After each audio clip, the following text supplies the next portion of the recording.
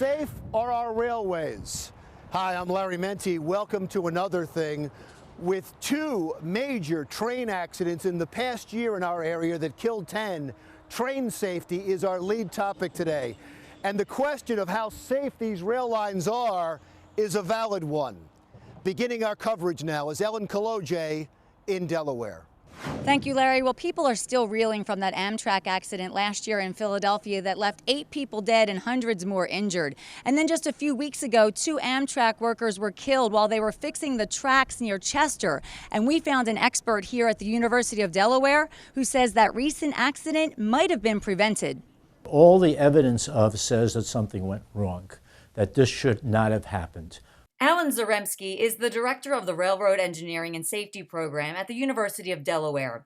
He says if all the safety procedures were followed on April 3rd, 2 seasoned Amtrak workers would still be alive today. Some of the newer technology systems are designed to try to prevent human error, but unfortunately, clever people can usually find a way to get around most technological systems. So I don't think this was a case where somebody was subverting the technology, though.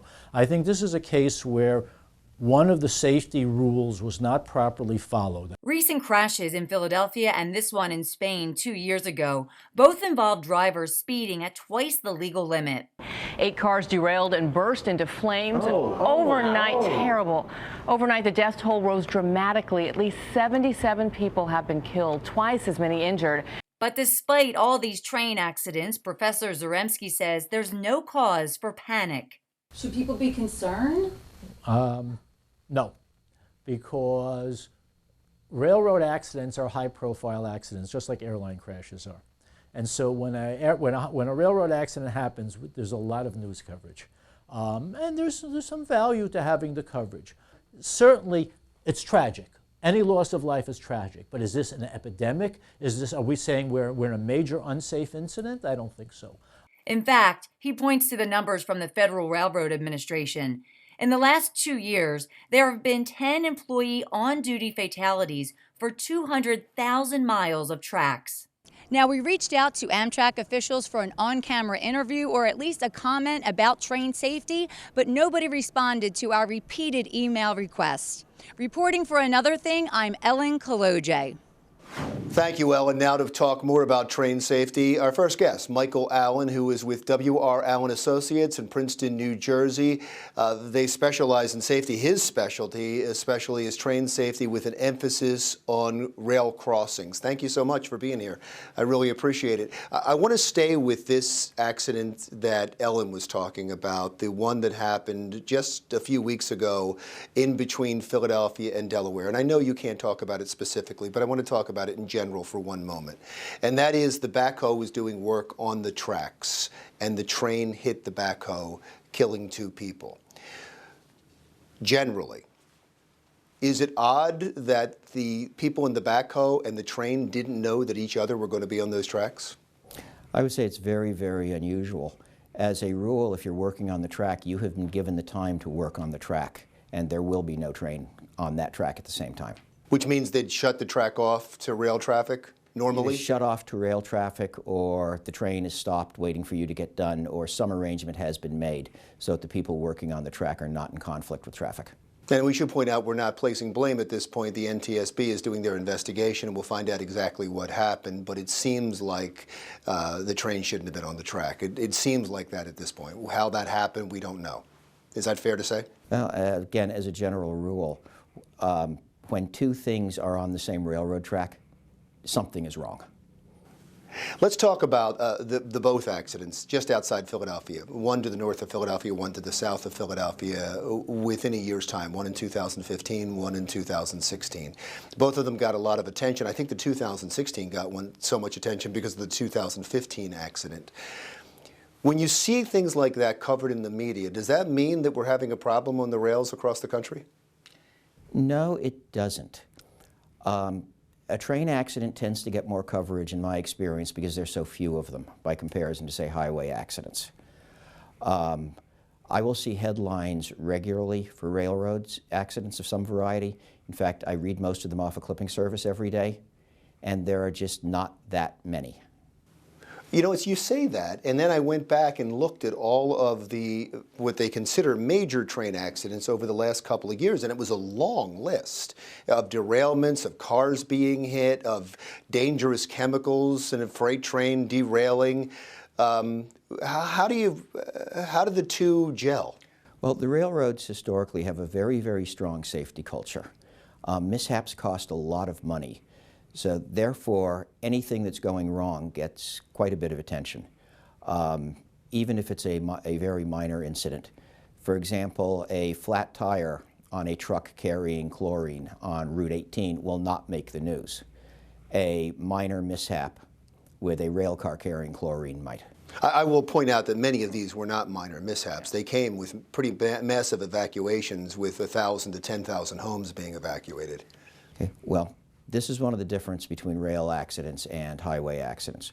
Railroads are so efficient that they tend to carry far more product at any one time than a truck will, so you will have somewhat greater exposure when something happens. The fact is, when you look at total exposure, there's actually far less.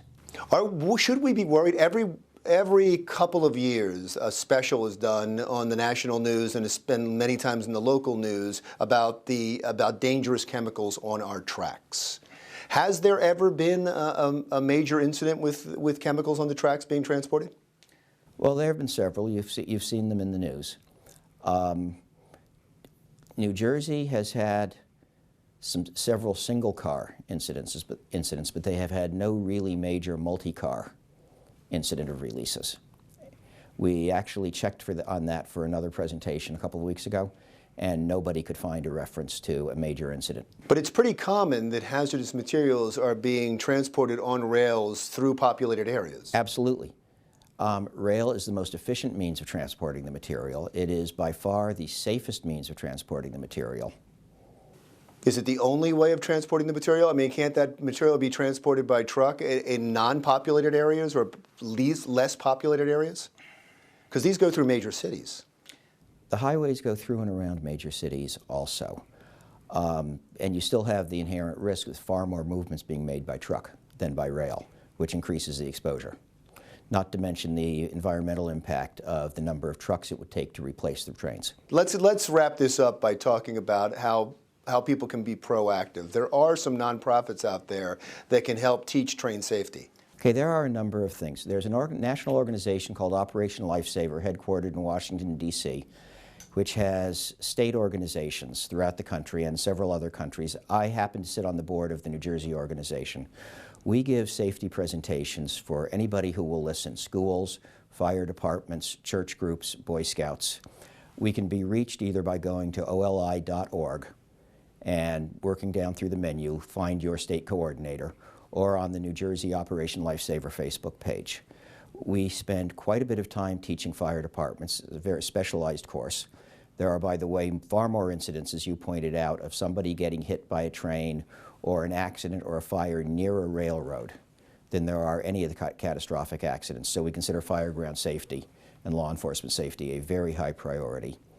There is another organization called TransCare, which is sponsored by the chemical companies, which gives first responder training specifically for tank car and tank truck accidents. And we're heavily involved with them. And on top of that, the Center for Advanced Infrastructure Technology at Rutgers has been doing quite a bit of statistical work on historic incident reports, and we're finding data showing a number of the root causes we didn't see before of how some of the incidents are occurring, which gives us a vehicle for making them not occur. In addition, the railroads sponsor a training program at the Transportation Test Center in Pueblo, Colorado, where they will pay for firefighters, municipal firefighters, from the various states to come to learn the basics of dealing with incidents on the railroad. Thank you so much, Mike. I appreciate you being here. Mike Allen from W.R. Allen Associates in Princeton to talk about train safety. Another Thing continues right after this.